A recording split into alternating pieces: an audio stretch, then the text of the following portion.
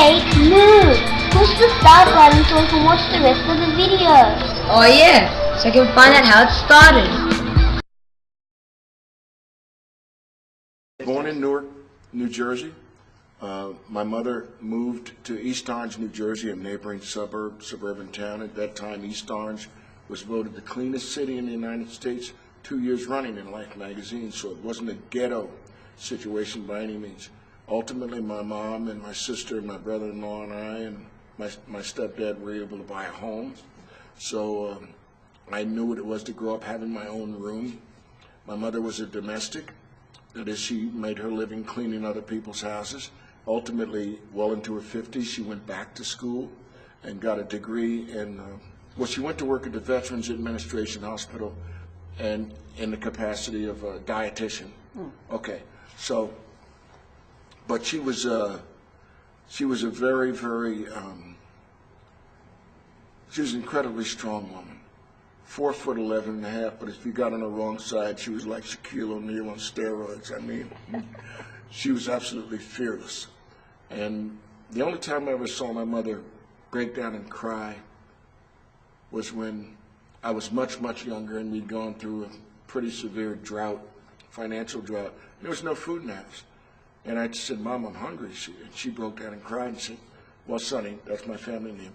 There's no food. I don't know what I'm going to do." And I said, "Don't worry, Mom, we'll get through this." And we got through it. And I think it was her strength and her resiliency that stayed with me all these years. Because she, no matter what I was going through in school, where I was being subjected to racist taunts and whatever, I'd come home and she said, "You're a champion. Never forget that. You can do anything you want to do. You can be anybody you want to be." And I've never forgotten that. And what was perceived as arrogance by some producers and directors was just the confidence that my mother instilled in me. My dad, John Amos Sr., he and my mom divorced when I was about 2, so I knew what it was to be raised by a single parent for a while. And my mother established a relationship with my stepdad, who also has passed away now. And he was a guiding light in my life. He was a very articulate man. He was a self-taught craftsman. In fact, he became a shop steward for one of the local construction unions. I never heard him use profanity. I never heard him raise his voice to my mom. And I loved him very, very much. And later I was to get to know at the age of 16, actually 17 when I came out to California to start college, junior college. I got to know my real father very well. And I resented him at first because, and the resentment was deep, because I felt like he had abandoned my mother and I. But I got to know my dad, and I got to love my father, and I got to see what I was going to look like and act like and be like when I got to his age. And we were inseparable. The last 20 years of his life, wherever he went, I went, and people would always mistake us as brothers because we looked exactly alike. I mean, exactly alike. The man put a genetic imprint on me. He couldn't deny me, if he wanted to. So I grew to love my father very much. We went fishing together, and he was a wonderful mechanic. So he helped me with all my mechanical problems with my little $50 cars and that type of thing.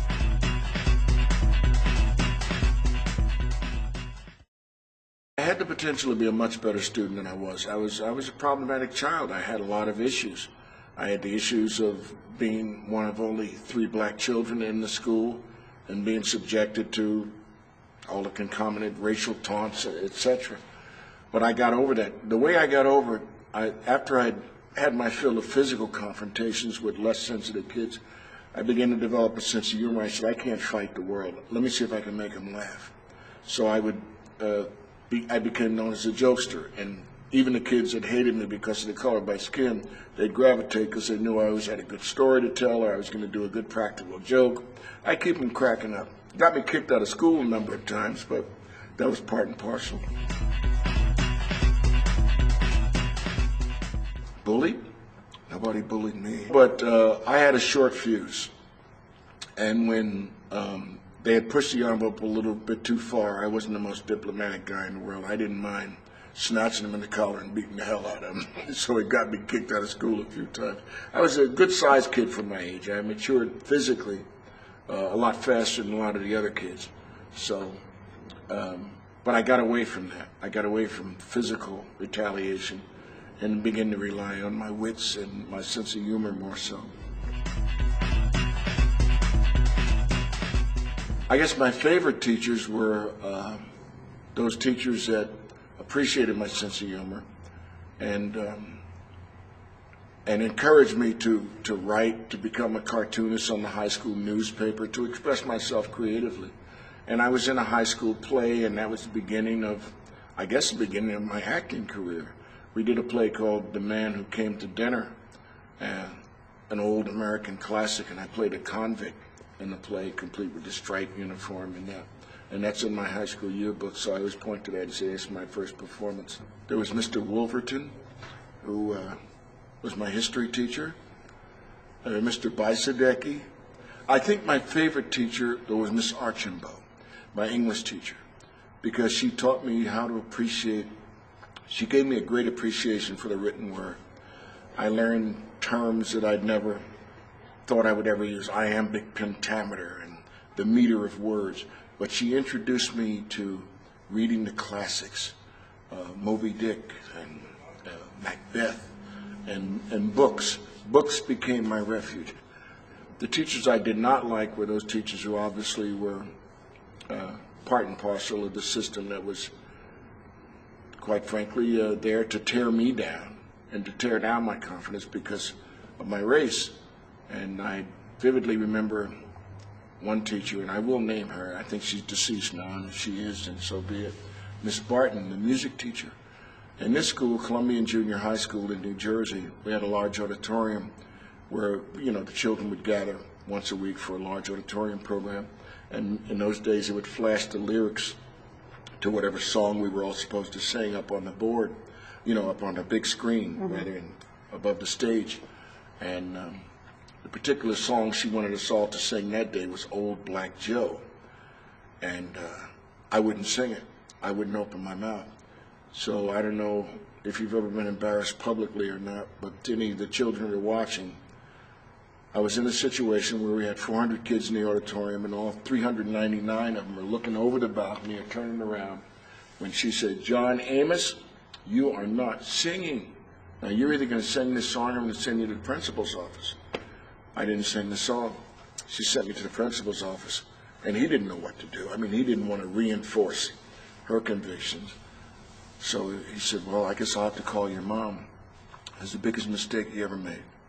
My mother came to the school, 4'11", and I had told her what had happened. She said, "Where is this Miss Barton?" And so they called Miss Barton to the office. My mother told her in very explicit terms what was going to happen to her, her progeny, her friends, if she ever tried to embarrass her son or make him sing Old Black Joe in front of anybody again. Miss Barton retired, I think, about a month later. So, and good riddance. My first means of generating revenue to help the family, I was 9 years old. In those days, we'd collect deposit bottles. So we'd go through the neighborhood with our boxes and our wagons and collect all the discarded soda pop bottles, because you could get 2 cents for small bottles and 5 cents for the big bottles. And of course, that didn't help, you know, pay the rent. It didn't pay the rent totally, but it helped a little bit, kept a little pocket change. Then I could take my wagon and go to the supermarkets on the weekend and offer to help ladies like yourself. "Can I take your groceries home for you?" And invariably, if they had 2 big bags or, you know, a lot of groceries, you could get a lot of groceries in those days for very little money. They'd say, "Okay, where's your wagon?" They'd put their groceries in my wagon. I'd follow them home 3, 4, 5 blocks. Sometimes they'd give you a quarter. Sometimes they'd give you a dime. But if you made enough trips, you could make a buck. And then there was setting up pins in the local bowling alley. Well, I wanted an English racer bicycle. You know, a 3-speed. There were no 10 speeds at that. Well, there might have been 10 speeds, but that was outside the range of my thought. I put my money together with my mom's money, and, you know, my sister lent me a few bucks, and I got my English racer. Later, I was working a garbage truck, sweeping streets, factories. New Jersey being an industrial town, there were always factory jobs during the summer, and even part-time jobs during the school year, you know, working at the supermarket, whatever was available. And I have no aversion to hard work. I've worked as an assembly line worker at the Ford Motor Company and at General Motors. Started as a writer, writing for a local television show, which led to a job writing for a network show, the Leslie Uckham Show. I might have mentioned that earlier. And then ultimately I began to get jobs as an actor in commercials, and that led to the odd TV job. I think the first acting job I ever had was barely enough for me to qualify for my SAG membership. I played a Marine in a movie of the week called The President's Plane is Missing. And I think my one line was, "You can't go through this gate now, but check back with us, sir, if you would." Something to that effect. And I practiced all week, I rehearsed all week. I got the line right, got the job. That looks easy. I can do that. No, you can't. Oops, I'm not allowed to say that. Silver said that there is no such thing as can't. Anything we put our mind to, we can do. We just need to learn how. Okay, so we can. Emily, did you take down notes from the video? No, I thought you did. Not me. You are totally weird, Jake. I'm busy thinking big. Well, that's okay. The next segment gives us all the words of power. Sky's the limit with the gang of hope.